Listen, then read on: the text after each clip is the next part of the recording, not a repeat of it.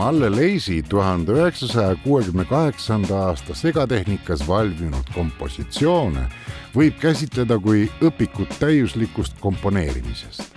Tema sama aasta isikunäitusel esinenud teoseid võime vaadelda ükskõik millisest küljest.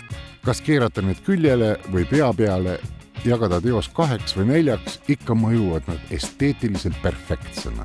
See oli aeg, mil Leis eksperimenteeris nii kellamotiividega kui lille ornamentikaga.